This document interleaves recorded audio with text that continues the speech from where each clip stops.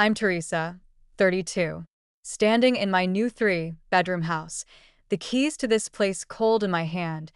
I'm reminded of the damp basement where my nursing bag once hit the floor with a dull thud. It's been 6 months since I moved out of my parents' place, and so much has changed. 6 months ago, I was a divorced nurse, struggling to make ends meet.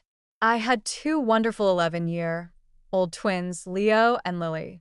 After my divorce, I had no choice but to move back into my childhood home with my parents, Mr. and Mrs. Thompson. They were supposed to be my safety net, but things turned out differently. My younger sister, Victoria, also went through a rough patch in her marriage. She showed up at our parents' house with her newborn baby, Max. Unlike me, she was welcomed with open arms. My parents doted on Max as if he was the only child in the family. One day, when I came home from work early, I found Leo and Lily's things moved to the basement. Their beds, dressers, and toys were all crammed together near the water heater. The air was damp and smelled of mildew. I was shocked and angry. When I confronted my parents, Dad, a stern and authoritative man, crossed his arms and said, "Victoria needs a proper office for her freelance work, and Max deserves a real nursery." Mom, who always had a way of dismissing my concerns, echoed, "Teresa, don't be difficult. Your sister's situation is different. Max is at a crucial stage." I couldn't believe what I was hearing. My kids had real bedrooms upstairs, but they were pushed aside for Max.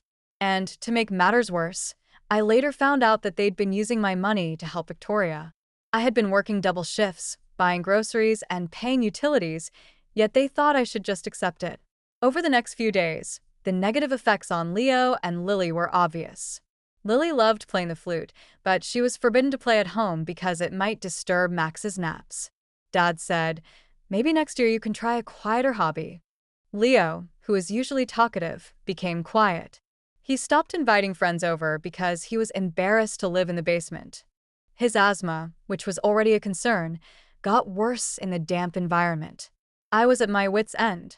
But then my colleague, Sarah, told me about a three-bedroom apartment that would be available soon. It was a sign. I decided to take control of the situation.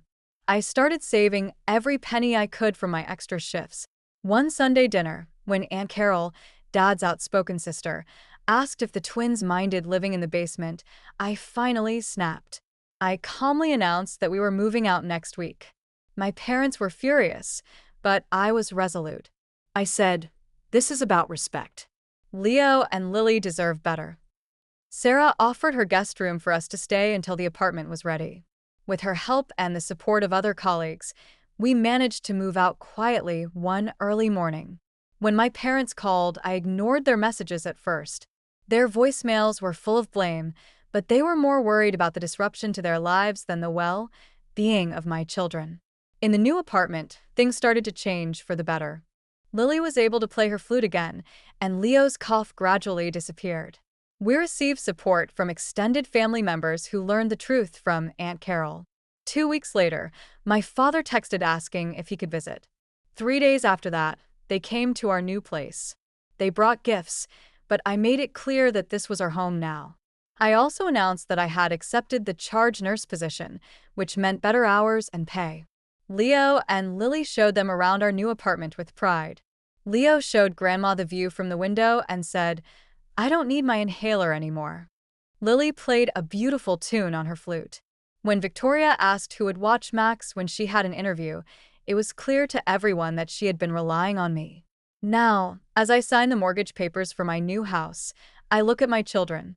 Leo is building a model on the dining table, and Lily is practicing the flute in the kitchen.